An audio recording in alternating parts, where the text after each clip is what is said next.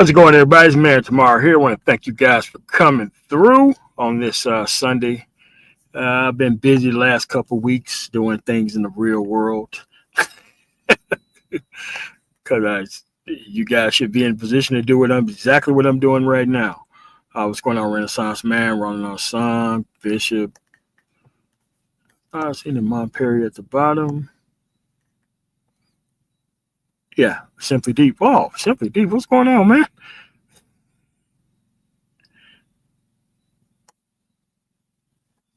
All right. So here's the thing. All right. We do not have an immigration problem in this country. We have an illegal employer problem in this country. Everyone knows. The link is at the top. So if you want to join the chat, you can come on up. Renaissance, Mike V, and Nagano 11. So it is illegal as a law enforcement activity for you to go arrest everyone at any place. It doesn't matter what the reason is. Dragnets have been illegal in this country for such a long time that it doesn't even require even bringing up.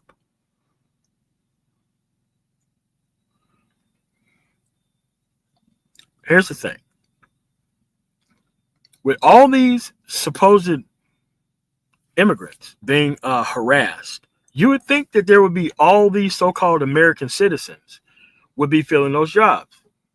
You are incorrect. These people are not actually filling in those positions. That's how those people got there in the first place.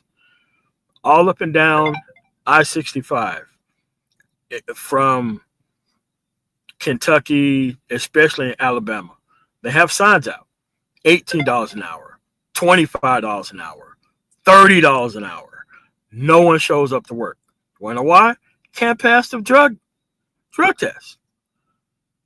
And you think they're just going to leave these jobs open because these people are not going to fill them? No, they're going to fill them with other people, whether it's temporary immigrant labor or anything else.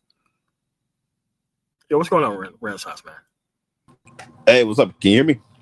Yeah, I can all the way. Hey, what's up? You know what? When I first saw this story, because this happened in Alabama, like probably 2013 ish. Because what people don't realize is, so in the South, I'm sure you know, a lot of what's going on there is a lot of the manufacturing that's been shifting that way. What they've been doing is, yeah, they've been recruiting like U.S. companies, but they've been recruiting a lot of companies from like Germany, South Yes. Korea, Japan, like everywhere to come and build some form of manufacturing, whether it's, like they got a Kia plant that's right on the Alabama, Georgia line. I believe that's West Point. They have another one. They're building a Rivian plant there. They got obviously the ports in Savannah. So you have a lot of these people. What they've been doing for economic development is going to these foreign countries and getting them to invest and build manufacturing facilities here. So what these people will do is they will actually they'll come invest, get like a big tax abatement. The state will probably give them the land, give them some assistance for building the facility. And what they will do is they will bring people from the country that the business is located in over here to help. Like when I was in school, so Hyundai came to Alabama like 2003. So when I was in school, there's a guy who came over there because his dad was like an engineer. So he came over there with the company and was going to school with us through high school. So like that's like some of these people. The minute I saw this, I'm like, I bet some of these people are actually people who are employed, like from the home country, from South Korea, who are over here like supporting the facility. And then what happened in like 2013ish, they built a facility in Alabama.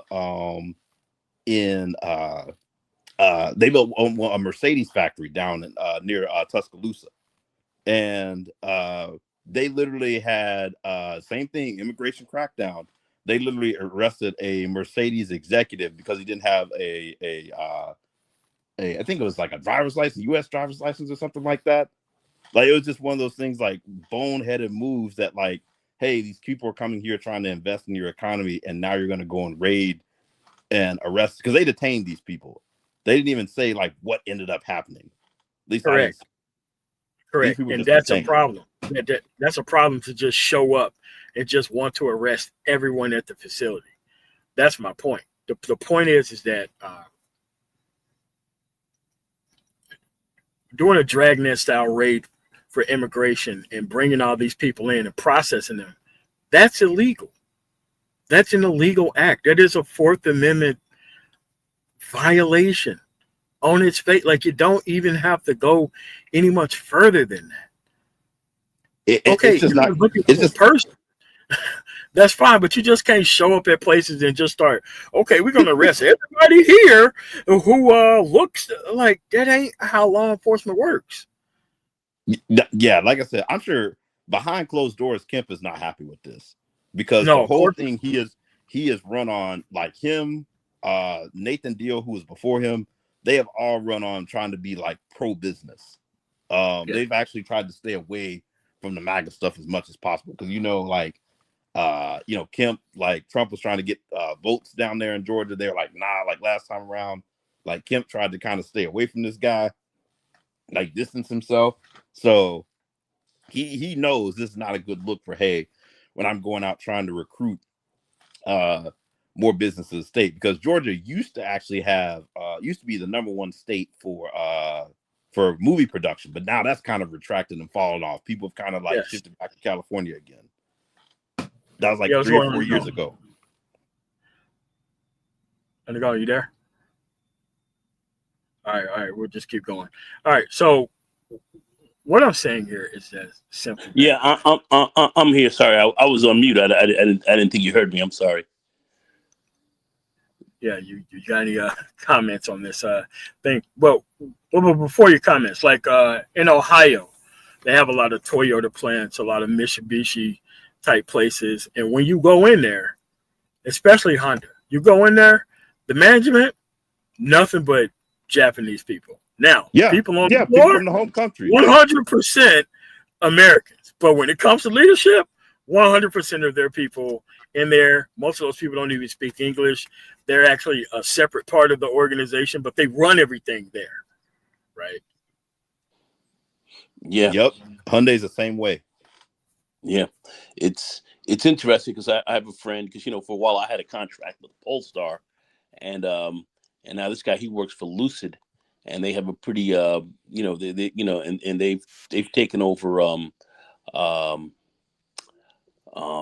one of the failed, how would I call, EV car, manufacturers there, and they're hiring. Let's put it like this: they have a lot of Americans and so forth, but they're hiring a lot of Mexicans. They're bringing a lot of Mexicans in who are engineers, and they're bringing them over, and they're doing okay. They're a Democratic state. Katie Hobbs, she's and she's one of the people who are very strong, what we call workforce development. So, she's been pushing that very heavily there, but they don't seem to be running into there yet. But yet, we do see where a company like Lucid now is stating that since they're heavily controlled by the Saudis, they're not bringing their Saudi people over there, but they're looking to open up some plants and bring a lot of people out from there into Saudi Arabia.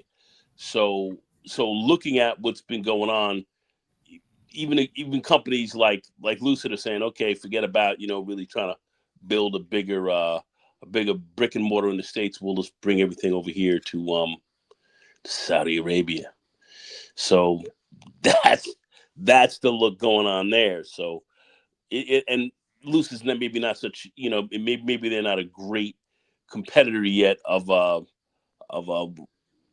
Tesla, because we know Tesla's taking some hits, but they're in business and they're doing business like Polestar as well. So this is going to be very interesting to see how these manufacturers who are coming over here, especially in lieu of looking at places like Hyundai and stuff getting hit and getting raided. This is not very Very smart, I think, for the American workforce and American business. But this is generally what we're seeing. I don't know how much this is going to reverse that trend, but it seems like that's going to be certainly in place to do that. That's how it looks. That's really how it looks to me. Yeah, but he's actually canceling people's legal immigration status and Yes. then raiding them for being here. Yeah, so he's creating the reasons for his own raid. It's crazy.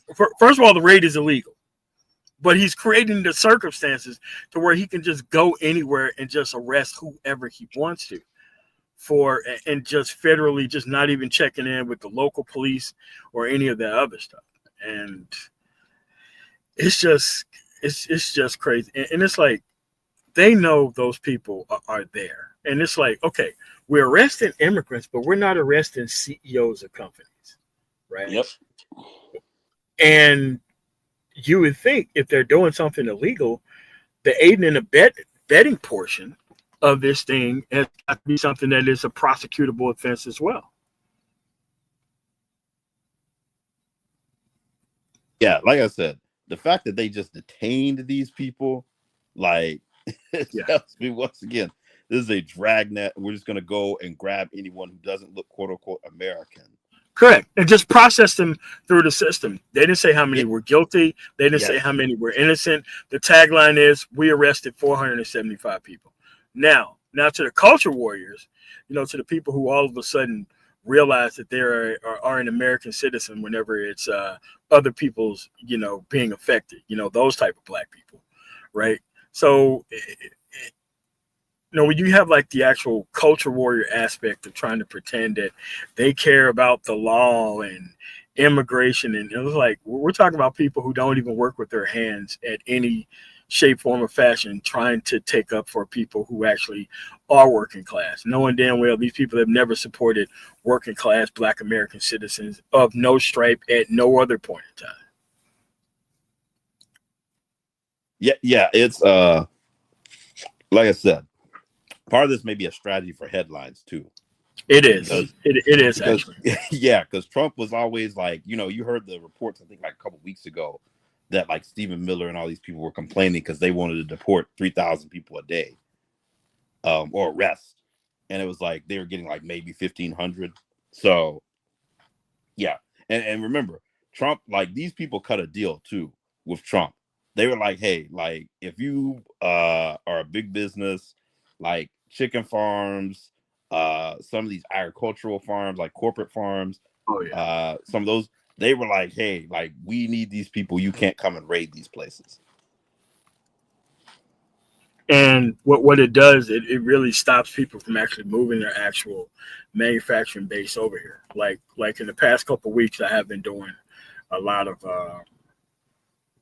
movement of furniture from Jersey, Southern Jersey, like Trenton to like Florida, or from like, different places. And I've seen things being sold here that I've never seen in the past 15 years. I've seen furniture from Turkey. This is just this week. On my truck, furniture from Turkey, furniture from Malaysia, furniture from South Korea, furniture from Vietnam, everything but China. I have never seen most of these companies even doing furniture in the United States like that. And it's high quality stuff.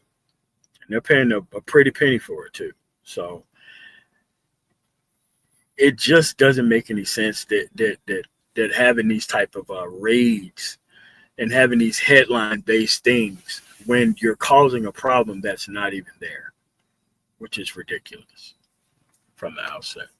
So let's go on to this next article here. But go ahead and go. You got some more. No. You were saying, this culture war and all that. This thing was just not thought out. This thing has not been really well thought out. And what I'm going to be very interested to see are the job numbers coming out for the next, the next job report numbers. I'm really going to be interested in seeing what that looks like. They're already down, and they're already like revising the old job numbers as well. It's not really as high as people think it is. Yeah. No, they just had the last one come out Friday. That one was only 22,000 jobs added. That's what I'm saying. Like, dude, that can't be real. Dude, I haven't heard anything like this since like the Bush administration. Bruh, Like the end of it, when we were losing 750,000 jobs a month, like that's what it looked like. 22,000 jobs being created. I was looking at a couple. I'm going to say this very quickly. I'm looking at some of the farmers. Now we've been talking about that a lot, and I've seen where a lot of them are starting to shut down some of their operations because they cannot get the workers to come in there and do stuff. You've got fruits and vegetables dying on the vine, literally right now. Dying on the vine. Hardworking farmers that has the land and has the equipment, but yet they can't have nobody go out there and go pick that shit for them. They can, and they talk about, oh, California is such a terrible state. You're looking at the sixth largest economy in the world, and they're trying to shut a lot of workers down there. So I'm just looking at where the job numbers are going to look at from how this is going to really hurt the economy, and the culture warriors. How are they going to eat that as their prices and foods and stuff like that begin to increase? This is going to be very interesting. I think some of this is quite terrifying in certain ways, but anyway, that's currently what we're dealing with, and this is very serious macroeconomic type of reverberations that we're going to have some serious issues over. All right, MOT, you go right ahead. Man, look, I just left Publix, and I'm in Miami, and I just left Publix. Man, it is outrageous what they're charging for fruits and vegetables in there, man. It's out, dude. We're talking about $3 for like slicer tomatoes. We're talking about $2.50 for Roma tomatoes. I'm like, where do you guys get these prices from? We're talking like $1.25 for like one cucumber. I'm like, $5. I'm talking about not a 2 for $5, but $5 period for like a salad mix. Yeah, like, LT. Don't even get into meat prices. Oh man, the meat prices is outrageous too. Like people were complaining because they're like, yo, people complaining because oxtail, they're saying it's gotten so expensive now. I'm like, I was at a Caribbean place that I was delivering furniture to, dude. I went in there, dude. They were selling oxtail for like $24.99. I went to the actual meat market. Dude, they're selling oxtail for like $13.99 a pound. I'm like, what is going on here? We're talking oxtail, like something people didn't even used to eat 25, 30 years ago. And it just exploded in popularity. I'm like, man, these people are outrageous. Yeah. No, that's like I said. Very serious business. That's I didn't know that was this weekend, Rat. Like, listen, man. I'm so out of it that I'm just criticizing it. Like I wouldn't go to this actual event, but man, if that's what happened this weekend, man, that's a tragic situation. To come all the way to this liberal ass city and to be in there for that BS ass reasons. Yeah, but let's keep going here. I mean, because as you can see, our next topic here. This is why I keep telling you that there is no such thing as a libertarian, and there is no such thing as an actual middle of the road person. Because let's look at this Hill article, and it's vitally important to understand how this power grab from the Republican Party happened. Yeah, a warning from Texas and Ohio about the Republicans' redistricting power grab. Okay. Yo, Yeah, but I'm not invested in the actual. No, that's not going. It ain't me. Yeah.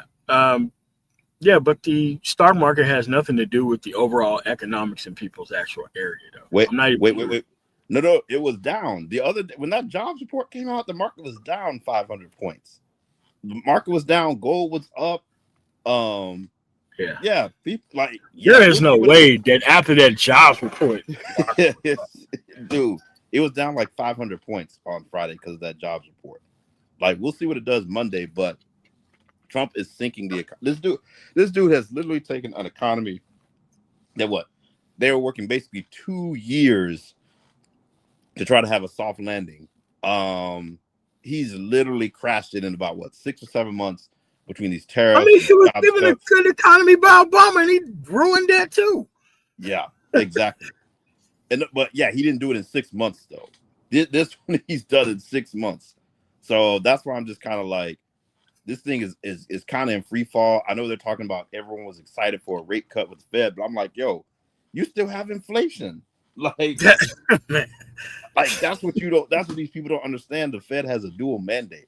So you've got to fight They inflation. always want a rate cut, but you gotta. There's other factors that they don't want to address at all. You got a dual mandate. You got them trying to fight inflation, which I'm sure is going to continue to go up because you're losing people in your workforce and you're charging tariffs, so goods are going to go up in price. But then at the same time, you're trying to stop inflation. Housing market, people are saying that. I think they said, I think I saw a report the other day. There were more one of the highest rates of buyers versus sellers on the market in like 10 years or something like that. It is. Yes. Because here in Miami, like everywhere you look at, they're knocking down these communities and they're replacing them with high-rise apartments with no parking. That's kind of what's going on here in Miami. It's been going on at least for like since like February. You know, places that used to be wide open areas, now they're just going to be high rises with no parking. Yeah. The problem, Miami may be all right, but the problem Florida is about to have between house insurance, there's a net out migration from the state. Everybody got hyped up during the pandemic because, Florida's open and we're going to relocate there now. Now people are moving back and leaving. Yes. Shit's about to hit the fan there too. I took, I think, 4 Ubers last week. Every single one of those vehicles cost at least $80,000. And these people are doing Uber and Lyft. They probably have they probably have a deal. I think there's some sort of deal you can get through Tesla. You see those to do Uber with like rent. So some of that may be that, and then some of it is people may be like, hey, the economy has hit some people and they got to bring in some money. Yeah, because I was with this woman. She's been retired for a while. Her husband has a lot of money. She was like, well, it's getting harder for everybody. You see what vehicle they were driving. And I mean, it was probably like a 5-year-old vehicle, but that vehicle still cost about $90,000. And she was like, everybody's getting hit. Because, a lot of these people don't understand, like a lot of these people are in the shipping and receiving. All that stuff is immigration based. All that stuff is based on the ports not being closed. And when you cut $75,000, $85,000 a month out of somebody's budget 3 or 4 months in, those people start to panic. Yeah, that or people just don't understand. Like I don't know if this is true. Like someone was saying they didn't know, they were a business owner and they didn't know why they should care about like the job cuts to the federal government. And it's like, yo, where do you think people get the money from to buy your stuff? God, Texas is going to look so different in about 10 years. If they go through, and I know they're going to go through with their actual removal of those seats from those liberal areas. They don't understand like a lot of that money comes in through the Congress people who are actually representing that area. And if you leave it up to the state to bring that type of economic prosperity to that area that the actual congresspersons are actually voting for, the pork and bill that people don't quote unquote like, man, dude, you got another thing coming. That place is going to look so different in 5 or 6 election cycles. Yeah. Like I'm like, how are people who, voting for Trump? So now you have no political representation, essentially, if you're black in Texas.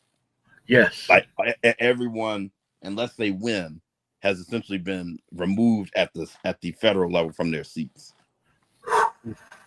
Man, that place is like, people don't know, and it's kind of invisible how much money those Congress people bring into the state. And it's kind of like, for Mississippi, our actual congressperson, the only congressperson that's ever, Benny Thompson.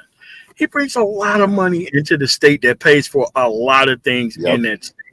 And if you purely kind of get rid of that seat, and if you think that Tate Reeves is going to ask the feds for any kind of money to make up for those things, man, you must be out of your mind, dude. Wasn't it Benny Thompson was the only Mississippi representative to vote for the infrastructure bill? Like 2 Republican senators voted against it. Yes. That's exact. I mean, but yet when certain things started to benefit, we would start to benefit from that, they would be trying to take credit for it. Yep. That's the wild thing behind these dudes. You know. Yeah. God, and a lot of people don't understand like about this power grab for Texas and Ohio. Like, okay, so let's say that you remove all of the Congress people from San Antonio, Dallas, Austin, Houston, because that's what the southern part of the state was about, that little blue area, right? So in Ohio, let's say you remove all of the actual money from your Columbus, your Cincinnati, your Toledo, and your Youngstown. You remove all those Congress people, dude, you turn your state into a third world state. It's going to take a couple of election cycles before people starting to realize that that money that used to be earmarked for those areas to be spent there is no longer going to be spent there. It's not a good idea. It just isn't. If Trump loses the Congress in this next election, which people feel he's going to really try to stop, you know what kind of federal lawsuits that these guys are going to be facing with this gerrymandering and all this other stuff? Oh, yeah. Yeah. You're going against one man, one vote, taxation without representation in the whole game. Do you understand what the constitutional issues that you're looking at? Yeah. I mean, but that's the thing when you have this rubber stamp Congress and you have this frightened media doing journalism. You have like a mixture of those two things going on. So now people are trying to bring people onto their media platforms to criticize the actual government when it's the media's job to kind of front lead that type of operation. It's really pathetic. God, it's really pathetic what these people are doing. But then again, black men are coming up, apparently. Just like they did the last time. There is no way you can say that that's a good idea, removing all those Congress people and replacing them with sycophants and tards who's going to actually just run more culture war nonsense, and nothing's going to get done. You're going to find this culture war is going to be very difficult to eat. How do you eat a culture war? This is going to be the real test. I mean, all that highway building that they're doing right now in Columbus and in Akron to Youngstown and the Toledo area, especially in the Cincinnati, dude, all that stuff is gonna stop. It's gonna come to an end, and a lot of people just don't know, like all that building of actual factories along I-75, along I-70. All that stuff is going to end because you're not going to have the actual revenue base to bring that stuff in. And then guess what's going to happen? Brain drain. Everybody's just going to go there for the education. Then they're going to go somewhere else for the actual jobs. No one's going to be able to afford to stay there within a place that is not going to have any type of economic investment. Where are the jobs going to be? That's the question. And we just about know where they're going to be ending up. Yeah, Empress, Ronan, you are correct. As long as black women are feeling the pain, most of these ITMORs are just pushing the black woman as the actual only issue that matters in the election. They're only right wing, because the actual, woman is being affected by stuff. It's really ridiculous. But the wild thing is, like, it's so insane because it's like you genuinely think less money coming into your community, whether it's from women or men, is a good thing.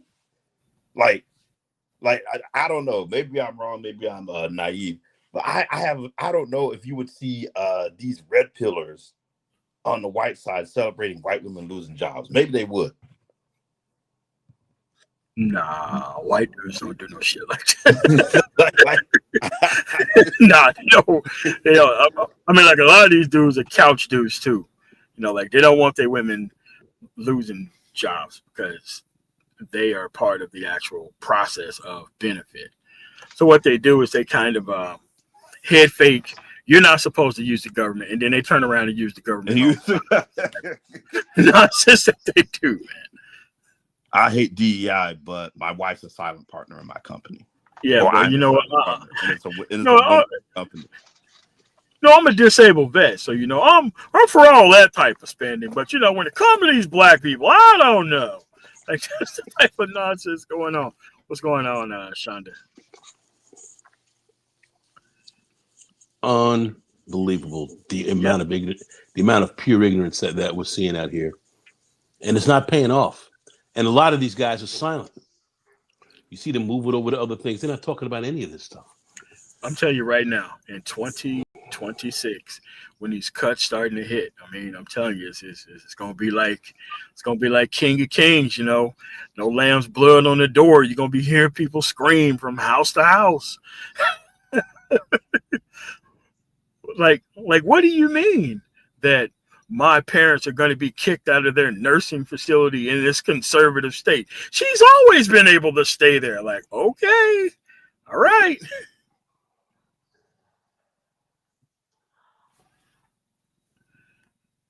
Yeah, what's going on, man? Dallas. Yeah, my sister about to move out there from San Antonio. She just sold her house. I'm not sure why she sold it, but she want to move to Dallas. Yeah. Yeah, so let's go to this next article here. I'm sorry, but we have to actually go over this because there was a lot of ex-military special forces grifters as soon as Trump got into office that start pushing this nonsense about how the cartel, how the special forces was going to be going in against the cartel and all that kind of stuff. They was running the score up on that particular bullshit culture war for a long ass time. But you have to understand what posse comitatus is. So when you have individuals who pretend, especially military individuals, who pretend that they don't understand that you are not supposed to be using the military for police actions. You're not. When you go to federal law enforcement or even military police school, like I did, the very first thing that you learn within the first week is how this power is not supposed to be used. But for some reason, we are under the impression that this guy is going to start using the military for police actions. And it's just illegal on its face. It doesn't even take that long for you to go into the actual definition of posse comitatus for you to actually understand. It's in the first paragraph. The Posse Comitatus Act is a federal law that generally prohibits the United States military from acting as a domestic law enforcement agency, except when authorized by the Constitution or an act of Congress. Does anybody think an act of Congress or in the Constitution with this guy's trying to actually put the military on the streets and they're doing these federal takeovers of these areas? No, of course not, because the actual Republican Congress is not legislating. They're just using executive orders as an act of running the country, which something that ain't supposed to be done, but it's being done. Its purpose is to separate the military and civilian spheres, preventing the use of armed forces for tasks like arrests, searches, and policing. It's in the first paragraph. First paragraph. So there's no way that you don't understand or people don't understand that this stuff is flat out illegal onto its face. And when the actual feds went into California, which was at the beginning of the actual administration, by the way, it took them 6 months for the federal judiciary to catch up to tell Trump that he wasn't supposed to do that. What do you think is going to happen when he decides to put the actual feds in every single voting district of people that he don't like and prevent those people from actually voting? And it's going to take 6 months after that for people to actually catch up to say he's not going to be able to do that either. I think he's moving up to actually trying to stop the election in some places. Yeah, there's definitely no question about that. He's definitely, which is very disturbing to me. But yeah, he's definitely going to try to do that. And he's got, these guerrilla forces that he's he's actually built up like ice, and he's going to have people from the DEA and from immigration and all other. He's going to have a whole lot of people coming in there, and these different guys is looking to tear a lot of stuff out of the frame. So he definitely, without a doubt, is looking to create problems in these areas, and kind of bring them under kind of a martial law type situation, trying to stop people from voting and so forth. He can't do that all around the country. It's going to be hard, but he's going to try that in some very key areas. There's no doubt he's going to try to do that. That's what he's setting up right now. There's no doubt. All right, we got a visual aid here that Renaissance Man put through. So let's see how these hardworking individuals are faring with Trump's in office. So let's see what's going on here. It's up there. All right, hit play. 4 minutes. If they don't do something, it has to be done, and it's not just here; it's everywhere. Farmers are making a cry for help before it's too late.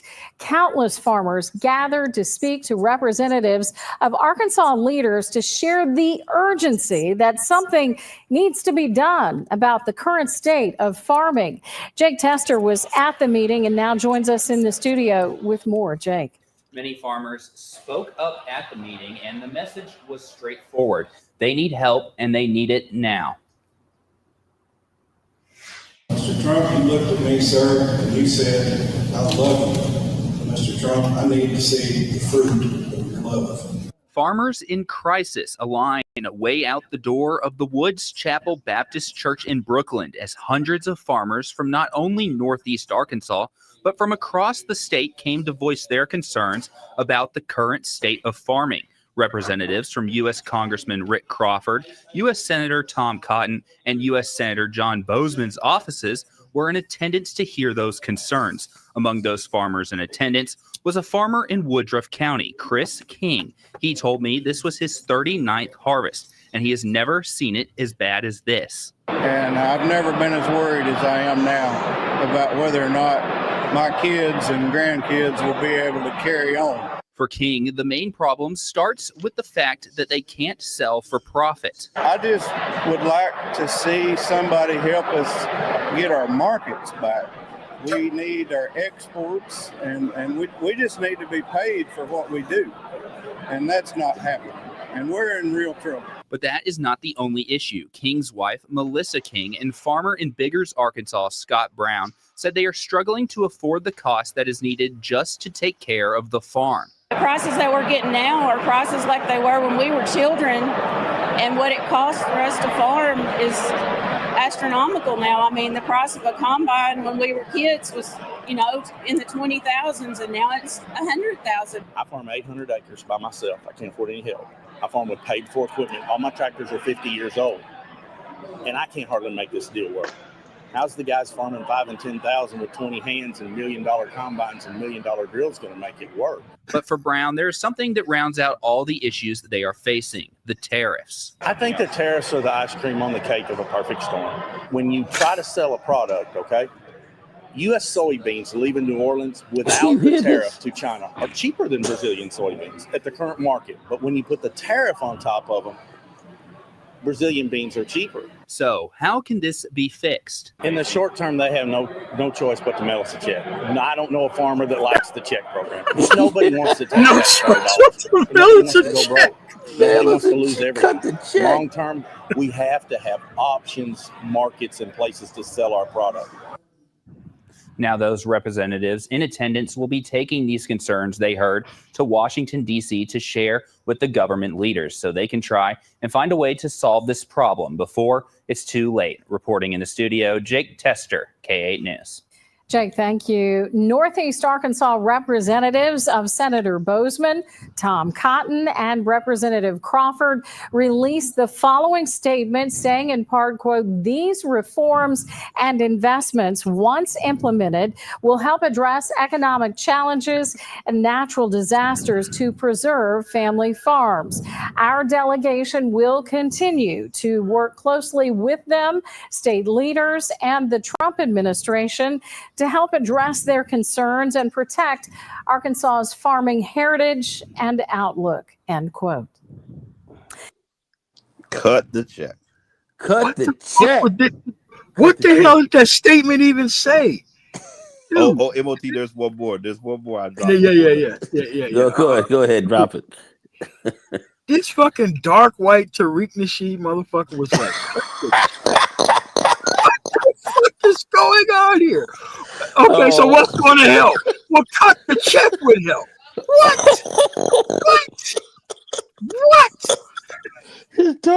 What the fuck? This dude was like, you know what? Don't stop the tariffs.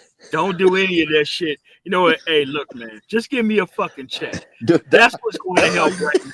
That's how you know these people have not learned anything.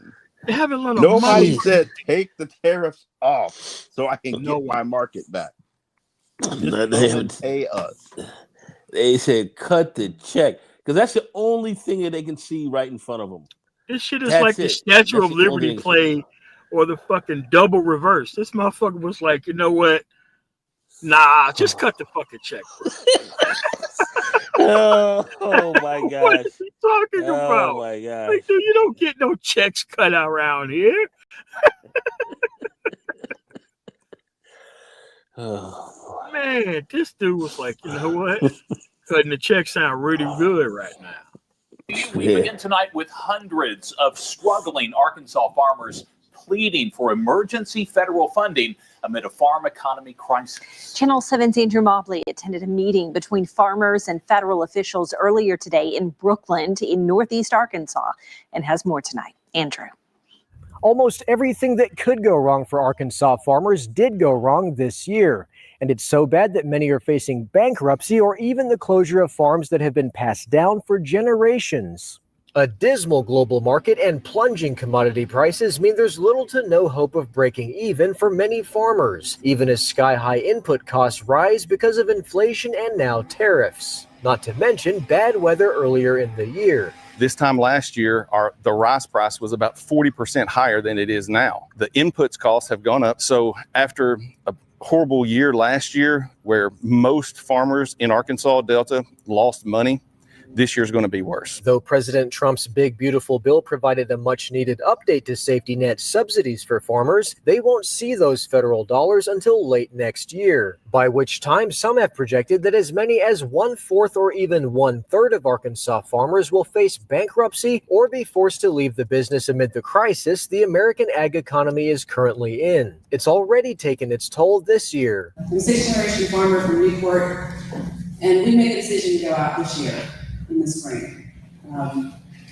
So my son will not be the seventh generation on our farm. 5 of my customers have committed suicide. That's how serious that this is. Today, Arkansas farmers gathered to share their struggles with staffers from the state's congressional delegation, pleading for Arkansas lawmakers on Capitol Hill and the governor to convince President Trump to provide emergency funding to help them make it to next year. We have to have ad hoc payments right now to make it through this year. If there's no emergency funding this year, there will be 1 out of 3 farmers will file bankruptcy.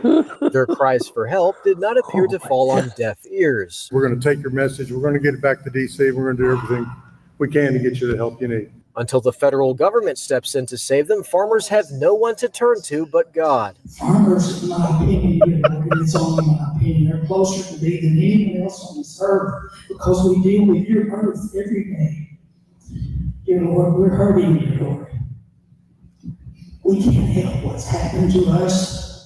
It's hard not to be moved by the cries of the people who put food on your table. On your side, I'm Andrew Mobley. Drew, thanks so much. And in a joint statement, Senators John Bozeman and Tom Cotton, along with Congressman Rick Crawford, write that they are happy to continue to hear from farmers around Northeast Arkansas and promise that relief is coming. They also say we are proud to have delivered multiple forms of key support and assistance that combined total over $80 billion since last December. These reforms and investments, once implemented, will help address economic challenges and natural disasters to preserve family farms. $80 billion. The fuck are you talking about? They bro. Like, what? Like, dude, these gobbledygook statements. Who do those people vote for? MOT. Why did they? Why did The you whole see any state is Why did you Republican. see any MAGA hats on this? Like, okay. So when I was in Little Rock, dude, every field looked exactly like that field there. Grown over, wasn't even prepared. People are barely growing. Well, you know, the corn people are always planting, but nobody outside of that is planting anything. No, they're like, oh, the rice that we grow. I'm like, dude, listen, Jonesboro, Arkansas is where most of the rice is imported to and shipped out to other places. You're not, what are you talking about? Dude, at the end of the day, this is stuff y'all been voting for. Y'all been voting for this stuff. Yeah, this is what insane. And they're like, wait a minute, the government have forsaken us. Why would they do this to us? But see, what these guys didn't understand was they truly didn't understand their place in this Trump hierarchy here. They didn't understand it, and they really thought they were factored in when you saw it. Trump was being inaugurated. He had the 13 or whatever billionaires standing behind him, and you saw what happened with this big, beautiful bill, which is basically what I call money laundering. Literally legalized money laundering here, taking money literally from poor and others.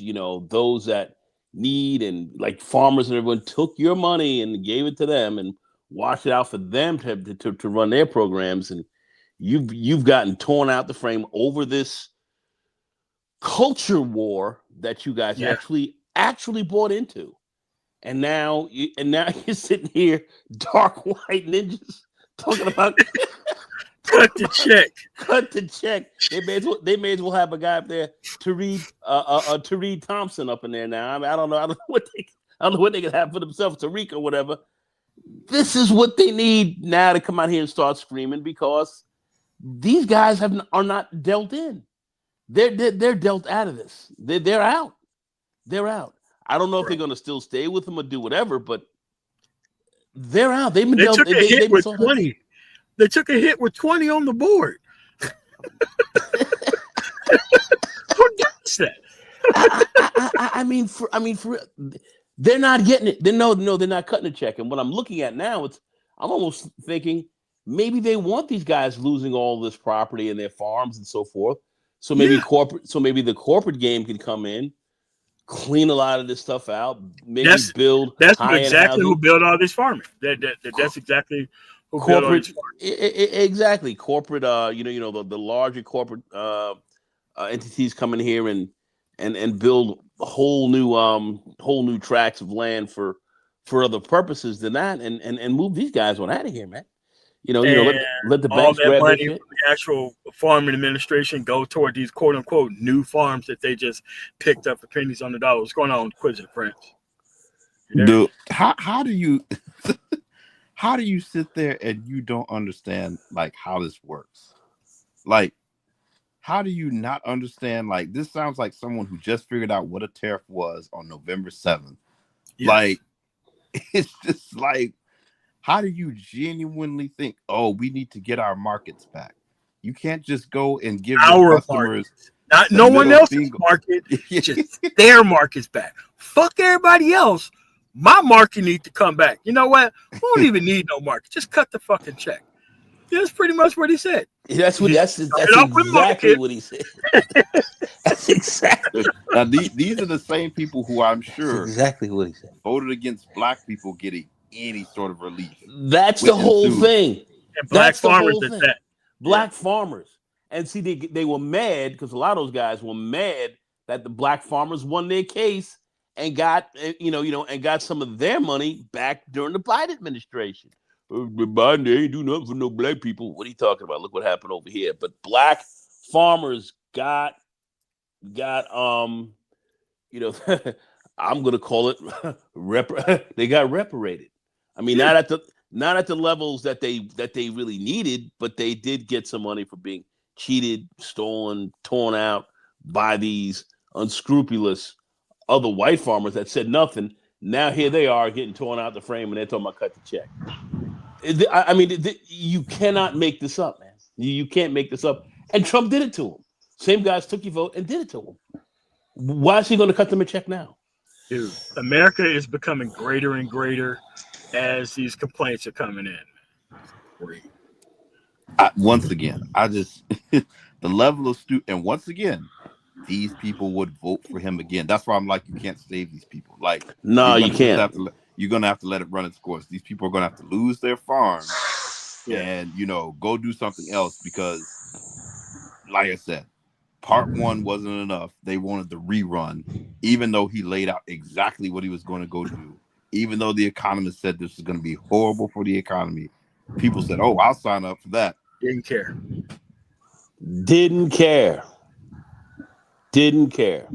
But like I said, as I read that book, Dying of Whiteness, you started to really look at, white folks going against policies that would actually help them literally live and survive, but they cut that out. They shut that down because they thought black people would potentially,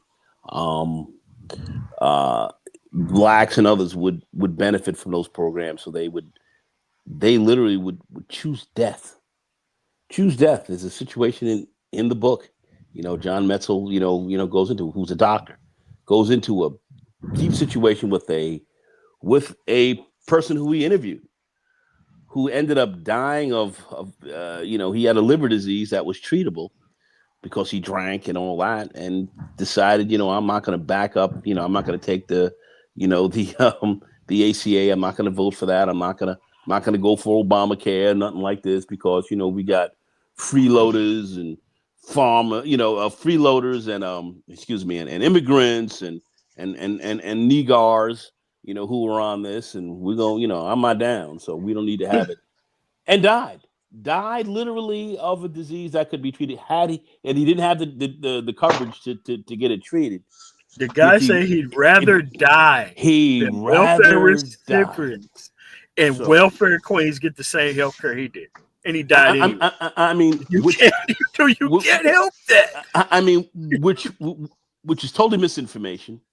These guys are actually the people who need it the most, and they're dying of this. They're dying in large numbers. White males' lifespans have now decreased. We've seen a decrease. It's the first time in the history of this country we've seen this, where white males, their lifespans are decreasing. And this is the kind of stuff that these guys have bought into. They're dying of this, and they're saying, hey, look. So my view is, we can look at the farmers and say, I understand what the farmers are saying, and it's looking bad, but sorry, man, you guys are done, because this is what you asked for. And what Renaissance says is, you can't help them because these guys are voting for him again. He's absolutely correct. No, he's man, he's absolutely correct on that. Forget about them. Let these guys go down. You got to push them off into there. So let's go to Montana, since these people didn't want to vote for John Tester. Let's go to Montana. Let's see what Montana's got to say. John Deere is struggling under the weight of President Trump's economic policies. The American icon is down 29% from last year, and it's had to lay off more than 200 employees.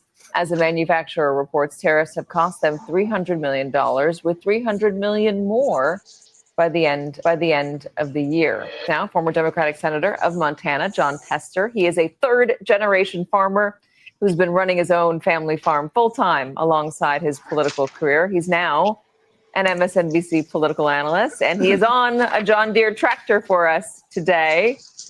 It is a John Deere tractor, right? No, it's not. But I do have a John Deere baler that the bearing went out of this year, and I will tell you, the bearing replacement had China on it. Really? Now I'm going to tell you, Katie, I would have loved to have a USA bearing, but the truth is, the most important thing was to get You get to the point rather than looking like a whole Dukakis, man. A bearing so I could get that baler running again, because every minute it was down, I was losing money and I was losing hay. So the point is that with all these doggone tariffs that the president has put on, it's interrupted our supply chain on the input side, like parts for tractors and balers and combines. It's increased the cost of new equipment because those parts cost more. So when they build a tractor or a combine, it costs more for the farmer to buy.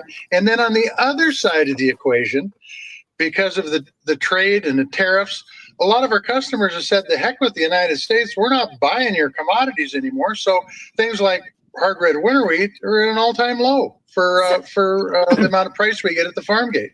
So talk to me about what it's like to run your farm. I mean, are you making as much money as you were before? Well, the problem is that when you have prices down, which they are because of we need to be able to sell to foreign nations, particularly the Pacific Rim, and you have input costs that are up, it doesn't leave a lot of margin for error. And quite frankly, Charlotte and I are fine because we've been farming for nearly 50 years. But the people who are new to agriculture, those young farmers who don't have the cushion, they haven't saved money for times like this, they're going to be in trouble. And a lot of those folks are going to go broke. And I would also say this, if this continues, a lot of folks like me are going to go broke too. When you say if this continues, what do you mean by this? This means higher input costs, and by the way, not just farm parts, but inputs for fertilizers and chemicals. And then low prices at the farm gate for what we get when we haul our grain to the elevator is very low because we need those foreign markets to help drive up our prices to be able to pay for things like new combines and parts for those new combines when they break down. So would there have been a way for Donald Trump to rehaul manufacturing, to say, hey, listen, we don't think that you should be getting all your parts from China. We don't think that we should be getting steel from overseas. We want to be able to have John Deere not lay off people, like 230 that they've laid off, but hire 230 more people, maybe even more, in order to have a flourishing business in the United States. Would there be a way to do that in the world as complicated as it currently is? Yeah, and I would just say, as with many things, don't use a sledgehammer, use a pair of pliers, and tweak the system to encourage folks to bring their businesses over here. But it can't be done overnight. It's going to take time, and try to minimize the increased costs along the way by encouraging those folks to continue to supply materials to the United States manufacturers.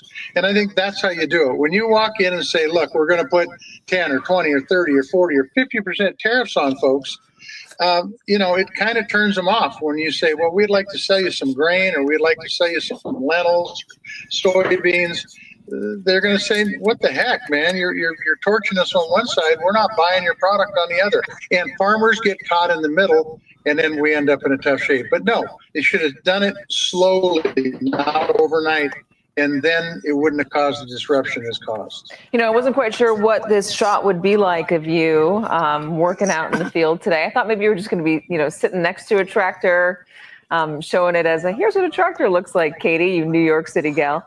But no, you're actually sitting on one and working. Thank you so much for being with us and taking the time out of what looks like a busy day for you, Senator. Katie, it's always a pleasure to talk agriculture. Thank you. Bruh, tractor ain't even moving, ain't even running, ain't even on. You knew you was going to be on TV.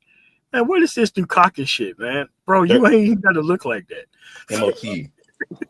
30% drop in stock price. In a year. What, 7 months? A year. Damn. You toast. You toast. There ain't no industry that has a 30% margin. But dude, there ain't nobody producing something on some 30% margin. Not in farming. It's definitely not, because your margins are tight in farming. They're tight. Your margins are tight. So that means everything has got to be it's got to be really close, on the dollar to really turn any kind of profit. Chinese had great tractors and stuff like that they could bring in for much cheaper prices that were very effective.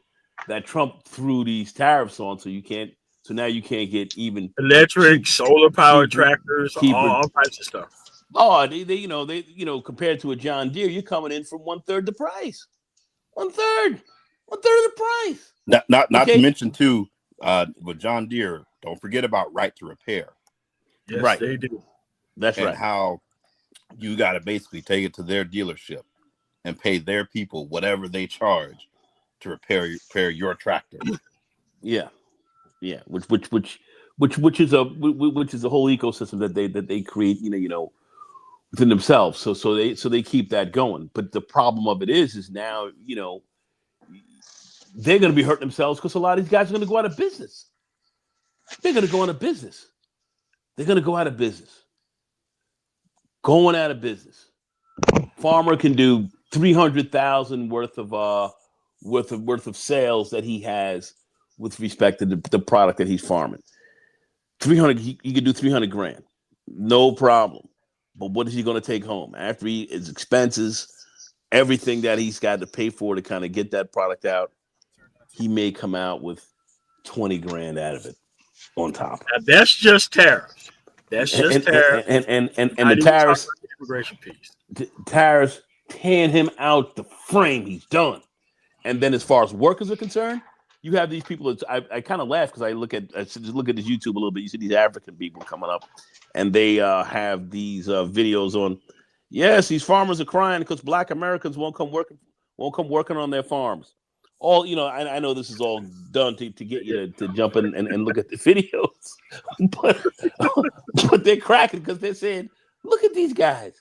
These guys are tearing themselves out the frame. They got all these workers and stuff out of here. They got them out. And now they can't get out their harvest. They can't even get it out. They can't even get out there. They can't get it out. All right. They can't get this up to market. This is unreal. All right, man. Let's go with these ice raids at these ag facilities, man. They have to add. That has to add to the bottom line. Immigration enforcement in Iowa, particularly when it involves area farms. Just in the last week, President Trump told ICE to hold off on immigration raids at ag facilities. The Washington Post reports now he walked back that order a couple days later. Iowa's News Now reporter Kaylee Whitlatch is live in studio tonight with the worries for farmers and LULAC officials across the state. United Latin American Citizens of Iowa, or LULAC, reports more than 185,000 Iowans are immigrants. About half of them report being undocumented. It says more than 25,000 undocumented immigrants work in meat packing plants across the state. Many more are employed on Iowa farms. We know that Latino immigrants are such a crucial part of Iowa's agriculture workforce, whether that be in meatpacking or seed companies or dairy farms or pork operations. Iowa Farmers Union members heard from LULAC State Political Director Joe Henry. He says billions of dollars in taxes have been paid by immigrants across the nation, with 2 out of 5 farm workers in the U.S. being without documentation. Many rural communities would not have made it, especially through the recession, without immigrant labor. Henry reminds farmers ICE agents legally cannot enter their properties without a written warrant signed by a judge. He says sometimes ICE agents wear gear that says police and drive in unmarked cars, so they can be hard to recognize. Henry encourages more education since he says ICE will be taking more action locally in the near future. We're doing what we can right now to prepare on the legal front. I think Iowans are trying to do their part to make sure that immigrants are protected, but more needs to be done. The Farmers Union says it's providing this update to its membership since mass deportation and immigration crackdowns can create fear and uncertainty in Iowa communities. The Farmers Union has advocated for some common sense immigration reform that values agriculture work. Producers are facing the toughest time in decades. Their costs are rising, but... We turn now to immigration enforcement in Iowa. With 2 out of 5 farm workers in the U.S. being without documentation. Hold on a second. Trump told 2 out of 5 being here without documentation. That's 40% of the documented farm workers are undocumented people. 40%. And that's what they're reporting. I know it's way higher than like that. I know it's like 80%. But they're admitting that 40% of the farm workers are undocumented. So you got the tariff situation going on where you can't even produce to bring the stuff to market. And even if you could produce, they're running your employees out the country because they have to run this culture warrior bullshit. Like, where do you win with this? How do you win with this? I mean, this was foretold. Others had seen this. Even people like MOT, I'm forgetting his name. The socialist professor who comes out and Professor Wolf. Yeah, Professor Wolf. Yeah, he was like, hey, listen, you guys can say what you want, but this guy's going to destroy the economy. By doing this, you're going to destroy the economy, because he knows the numbers. He knows what these people are, and he knows what industries that they're in, and they know what exactly is running this. We could talk about manufacturing and so forth, but food production in these areas account for our GDP at over 30% of our GDP, 40% of it. This is what we do. This is what we do here. This is what we do. What are you guys talking about? So they knew that this was going to be a very big problem. And this is what we're looking at currently right now. This situation's getting hit. It's definitely going to hit the economy. So all these ICE raids and the culture war, like I said, how are people going to eat this culture war? That's what you're dealing with right now. How are you going to eat this culture war? How are you going to eat it? How are you going to consume this? How are you going to live off of it? It's going to be very difficult.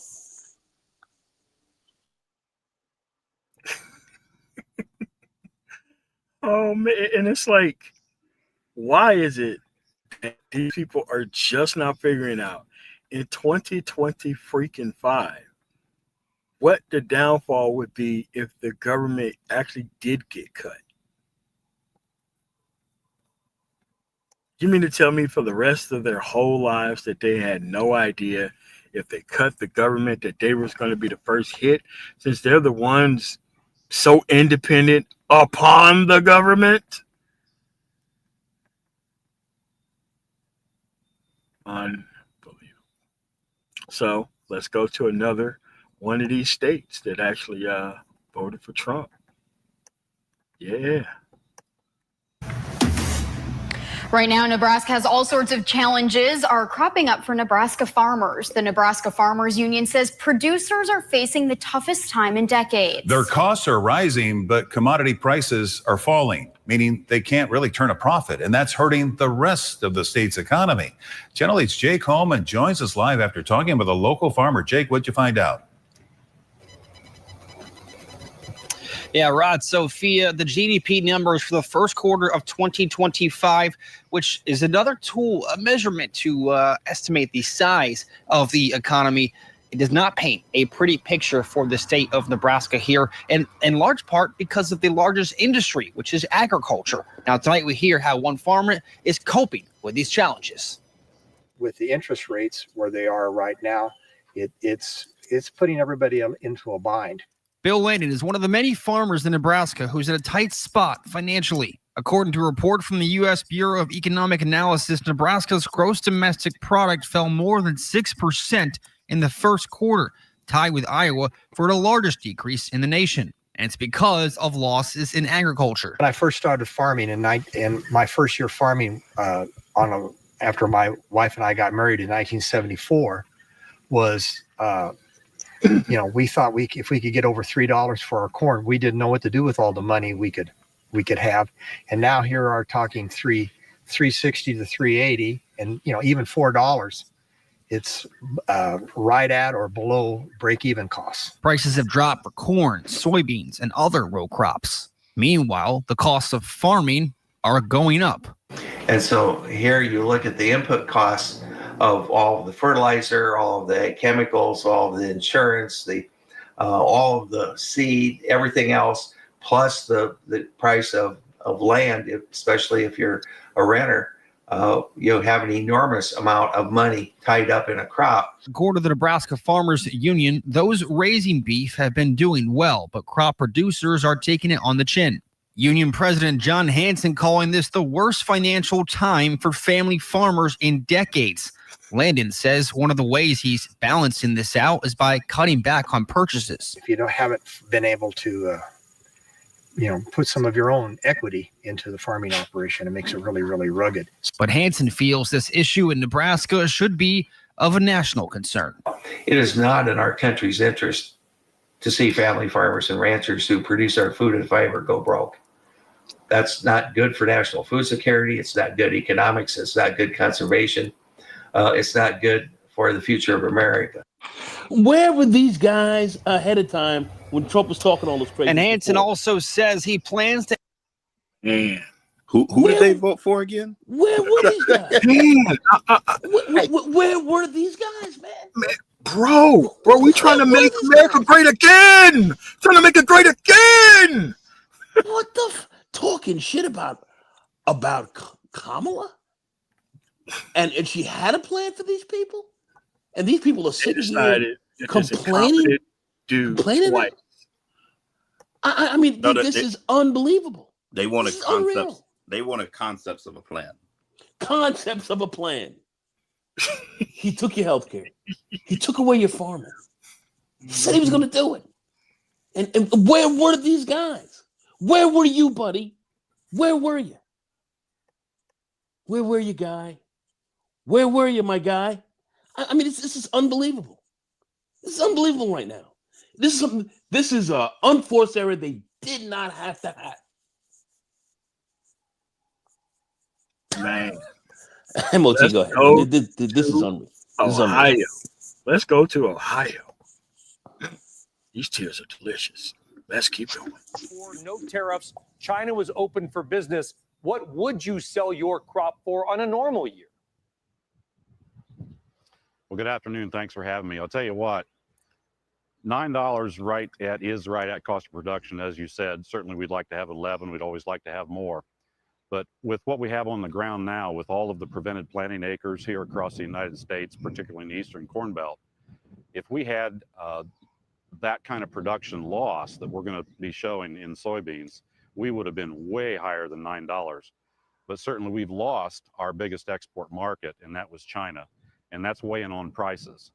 So prices are made up of a three-legged stool. There's the technicals, there's the fundamentals, and then now we've added on market confidence. And certainly the geopolitical problems that we have with the Trump tariffs have weighed on market confidence, and the market just can't move. Where do you think the market would go if the tariffs, say, were wiped out tomorrow? Trump tweets, it's over, we've made up, no more tariffs. What happens to your family business and the soybean market?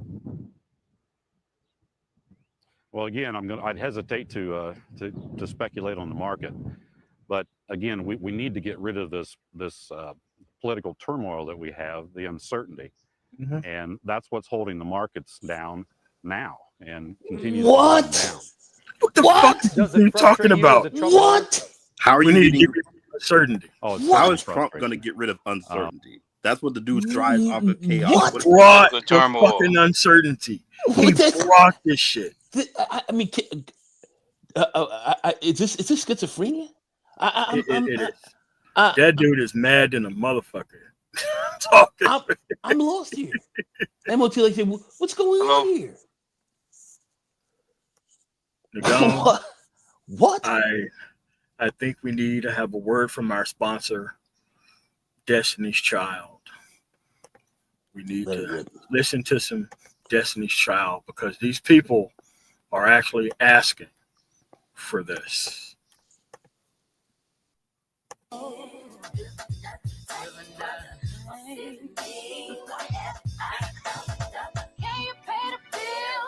Can you cut the check? Oh man. Oh man. Oh, nigga, it's too late. Oh man. No, it's too late. It's too late to get your bills paid. It's too late. It's too late for that. Real. This is unreal. This is unreal, man. The fuck you mean you want your bills paid? Nigga, that ain't gonna fix shit.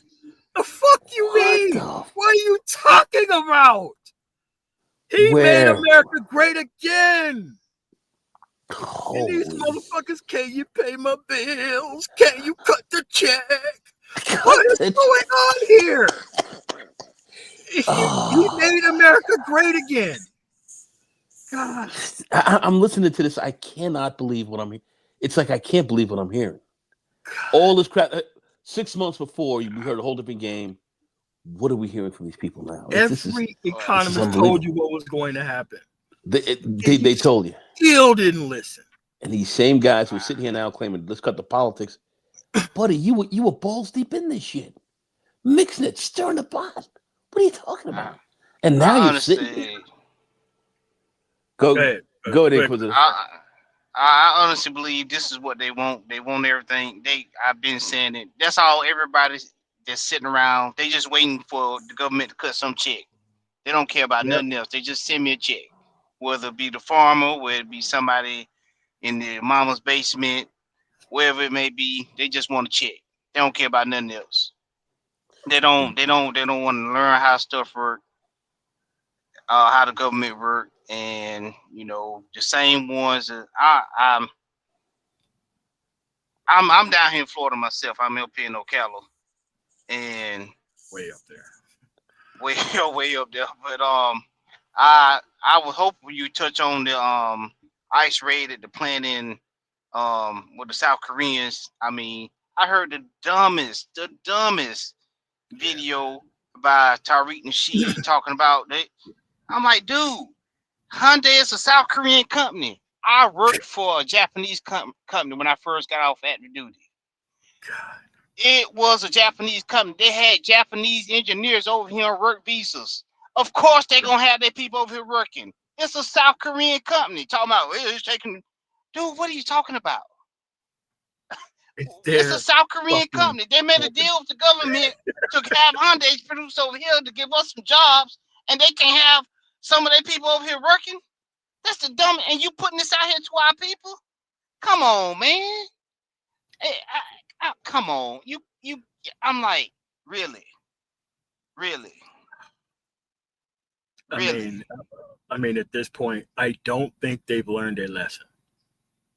I don't think so. No, they don't want to learn a lesson. They don't want. They're not going to admit that they were wrong. That they're not going to admit that they were wrong. It's incredible what I'm seeing right now. You saw that gentleman who was on earlier. Before, this guy was way against all of this, and now he's, we just need some help from the. I'm like, the BBB got passed, brother. Your Congress people passed that. The BBB got passed. It's over. Only thing he wants is a check cut for himself. That's all everybody wants. They don't care about none of this stuff. They just want a check cut for them. Everything else can go. You have to understand. The BBB says no cutting of checks. You're not getting any checks. There'll be no checks for you. All of these people been getting pounded by the government so bad for so many decades.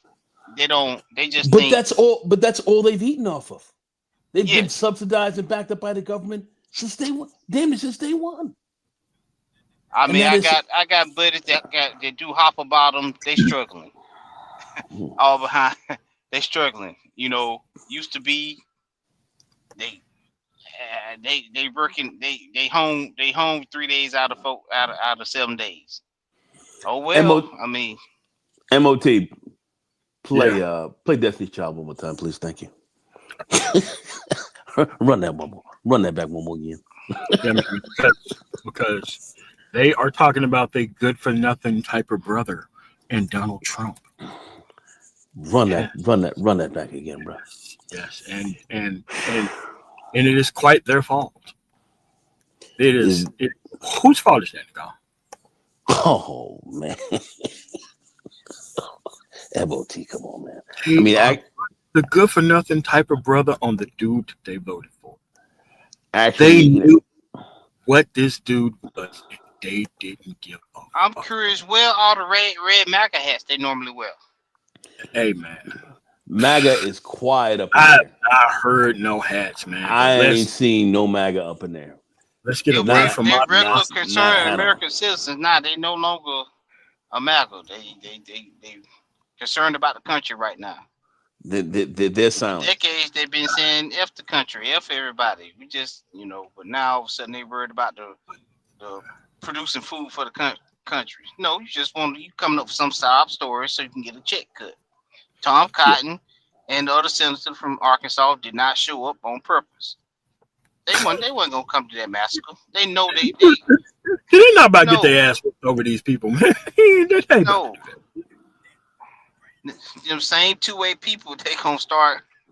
They know better. They know their constituents. They know somebody might exercise their Second Amendment rights, and it's sad. But hey, what can I say? I mean, I believe this is what I believe this is what is needed. I mean, people are not. Me too. Me too. And once they learn, they're gonna have to learn to cut out some of this nonsense. Yes, we do need government. I said it. I said it again. I'm a Democrat, but I'm more conservative than the average Republican, Libertarian, and conservative person. Wow. I mean, but these you don't know the function of basic. No. You have a bill in Texas. I think it may be Florida too, where they're trying to eliminate property taxes. Yes, they are. Like that's how extreme these people have gotten. Like, okay, you already don't have a way of paying for shit, and then you want to remove additional ways that shit can be not paid for. Yeah, they just see we don't pay taxes. We ain't got to pay for taxes for nothing. I don't need to pay no taxes. But how do you think this gonna run? Yeah. Well, they need to cut this out. Okay, and how this gonna run? No. They're just gonna turn everything into a toll road, like they fucking doing in goddamn Florida. Yeah, bullshit. I mean, No. You paying $40 one way to go to the grocery store and $40 one way back. That's your tax money going right now. Don't miss the exit. Oh yeah, man. That's about 7 or 8 months. You see why that truck damn near fucking killed some people trying to turn the fuck around. Yes, indeed, man. No. MOT. They're trying to get rid of property taxes in a state that already doesn't have income tax. Doesn't have income taxes. Yeah. Where are you going to get your revenue? I mean, this is madness. I'm laughing at some of this, but it actually pisses me off just how stupid these people are. How stupid! It's like this guy who had a bad liver said, "I'm not gonna go for this policy because blacks and others are getting this," and died like a rat. Let these mugs die like rats, man. I don't like looking at stuff this way. But if this is how you're thinking, and now you're telling me to cut the check, check.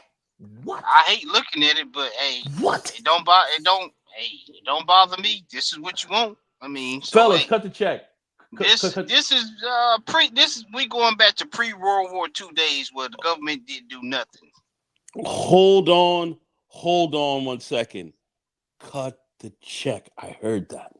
You did. Cut the check. The guy was like, you know what? Fuck what y'all talking about. I tried to be diplomatic, but really cutting the check is going to actually help us. So Uncle Ruckus is going to help us exercise this demon here.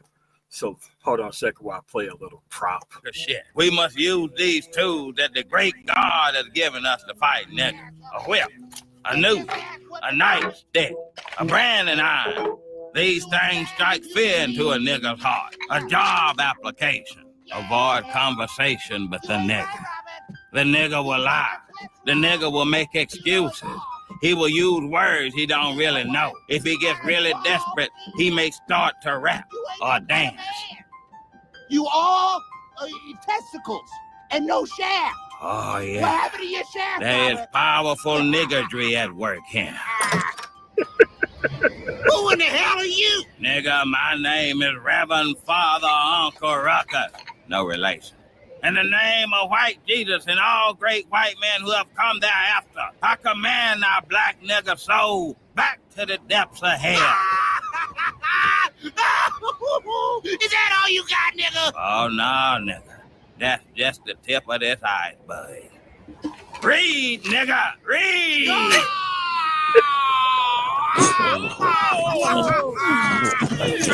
Now, Robert, now, just hit him with anything. Come on, everybody join in. Use your powerful hands. Let's whoop this nigga's ass. Repeat after me the holy phrase. Nigga, get your black ass out of here. Nigga, get your black ass out of here. Yeah.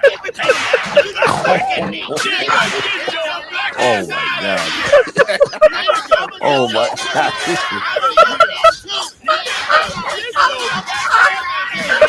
Oh my God. Lord have mercy. No, you gotta let it finish. You gotta let it finish. You gotta let it... Keep going. Oh my. Exorcism. Just very little It's the manosphere. Your mother's ain't shit. Several hours. No, you gotta let it finish. You gotta let it finish. You gotta let it finish. You gotta let it finish.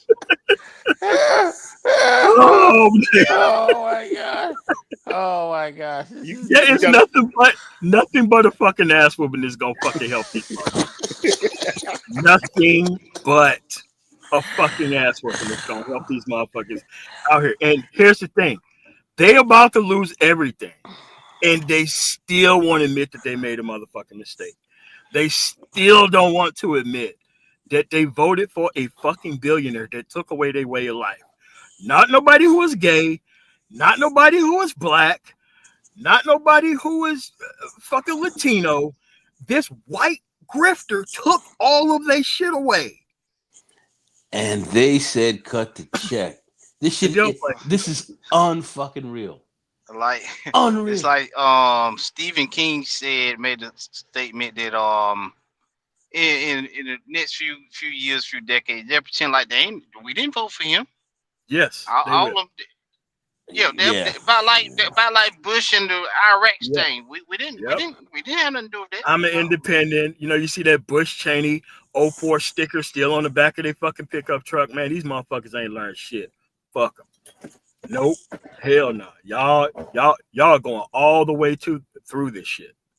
Y'all need it. Y'all need it. And these you keep hearing the same. I'm like, these people leading or so-called speaking for us, and you still talking about, oh, these tariffs are working. And look, if you want to do the Democrat Republican thing, they'll have Democrats have produced the best economy situations for the country throughout the history of this country. Point blank, period. After World War II, it is what it is. So I don't know where they keep coming with this. It's just mind-boggling to me. You know, I see and Uncle hear. Ruckus was right, man. Fuck the bullshit. Let's beat this nigga's ass. Man, but what you're seeing in the heartland is white on white crime. Yes. And these guys are now starting to cry about it. Blackie ain't getting hit hard enough. We getting hit. What the hell's going on with you, Trump? You know, this is ill. This shit is ill. There is more crime in Idaho and rural Oregon than you can ever imagine. What are you talking about? I was in rural Kentucky making delivery here several years ago, and the chief and his son was going into evidence, taking the evidence drugs out of there. Yeah. But that's common. That's common throughout. I mean, all the little riffraffs are going through these towns. You be like, they got the nerve to talk about. Man, come on, man. No, but in the same parking lot helping people with overdoses in like Georgetown. But what I'm really talking about in white on white crime is that this bill is tearing these folks out the frame. That's why they're doing it to himself. And haven't started yet. And they don't and they're not talking about that. So they're tearing each other out the frame hard, and these guys don't want to acknowledge what's happening with them. They don't want to deal with that, but they want to blame this on Blackie And then you have these other Negroes out here trying to support that, getting behind that when you really see what's going on. That's what I'm saying. That's why these guys, they can't talk about what's going on here. You see these Negroes, they can't talk about this. They themselves can't even bring it up.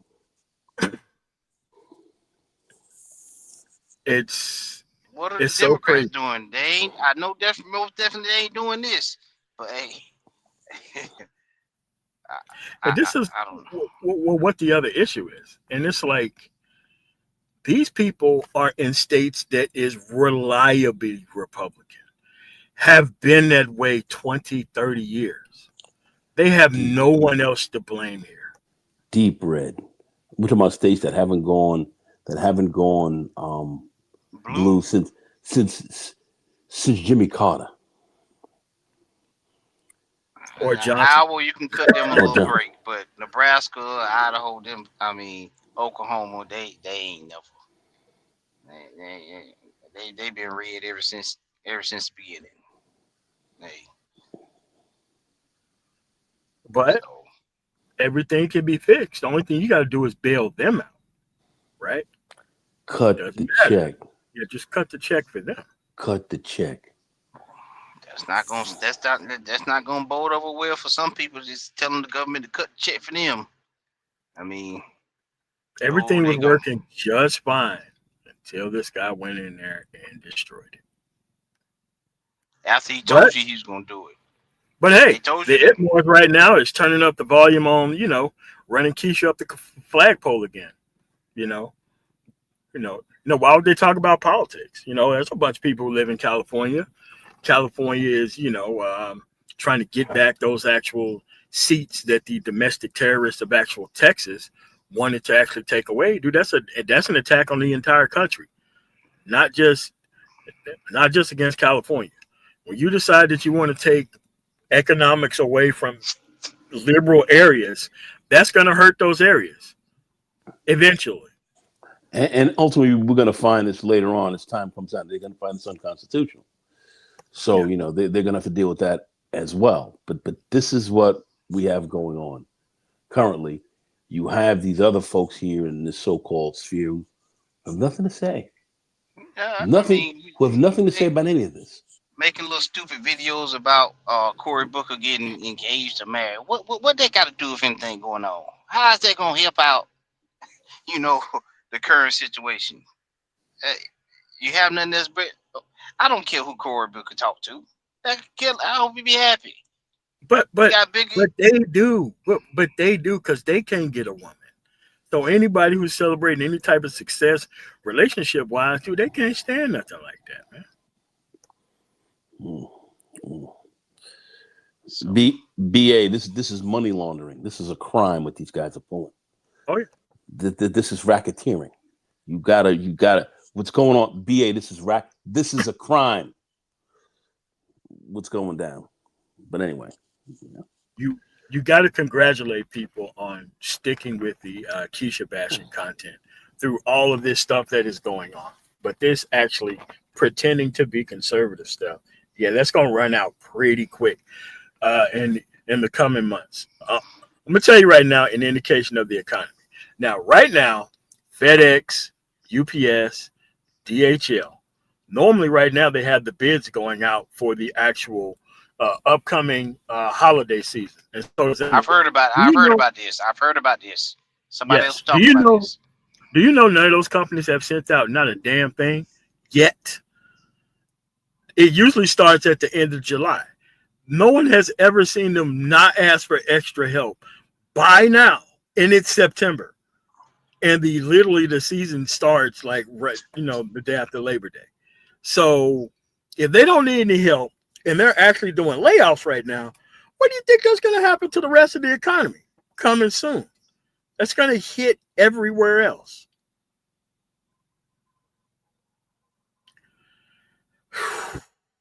And that's just shipping and receiving people. Well, don't worry about that. It's all other people within the economy. We're just in the National Guard somewhere. We ain't worried about it.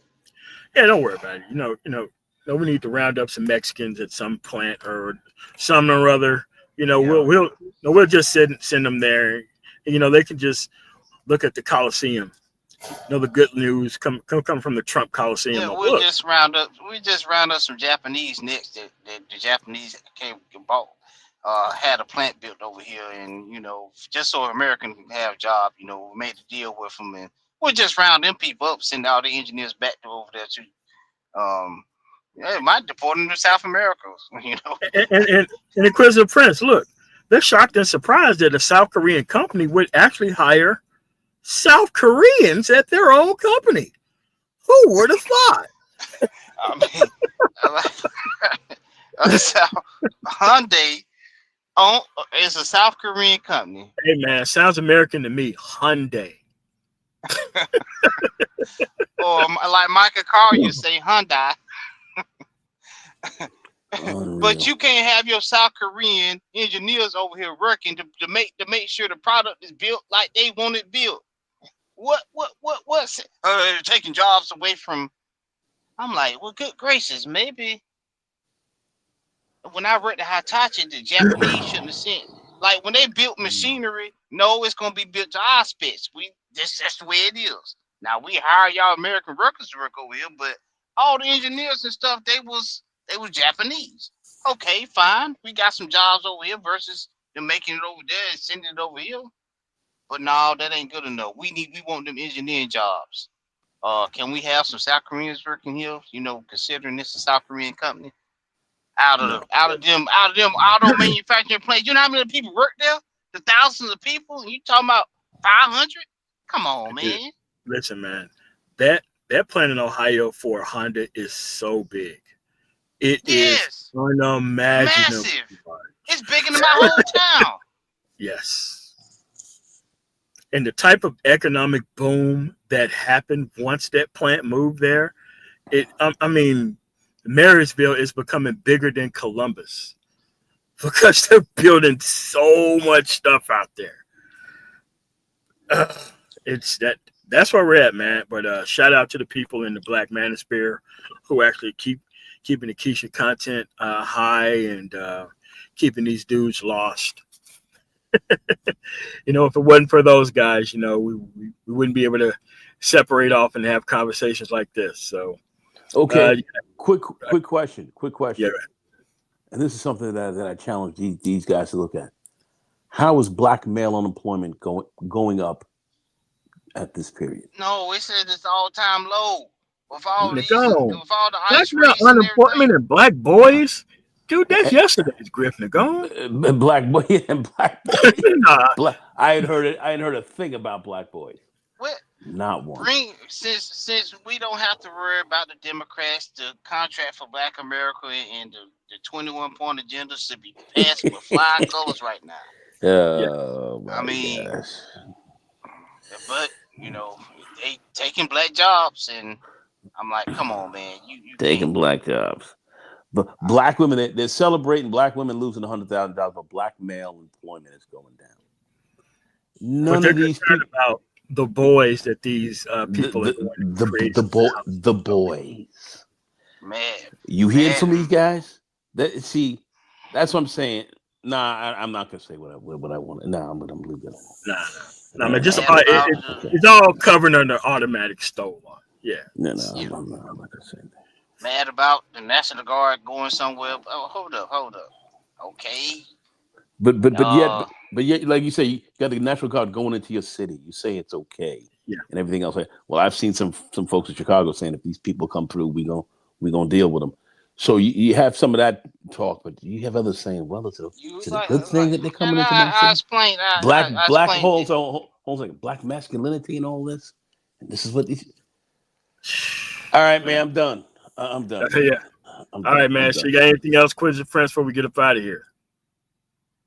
No, I'm just disappointed at how these people putting this out to our people, and they don't acting like they don't know what the process is, and they do. They just doing it for clicks and following. So it's sad. It sounds good, but it's sad. Black Avenger, I'm telling you.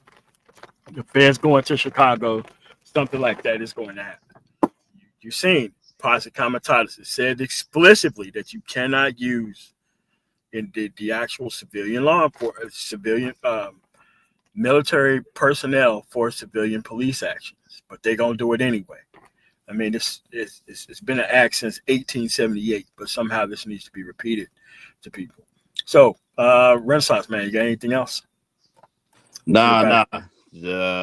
Appreciate it, MOT. We'll continue to break it down every week, but this one, this one was wild. Oh yeah. I mean, you know, we had nothing but conservative states, reliably conservative states, reliably complaining about stuff and wanting a Trek cut immediately.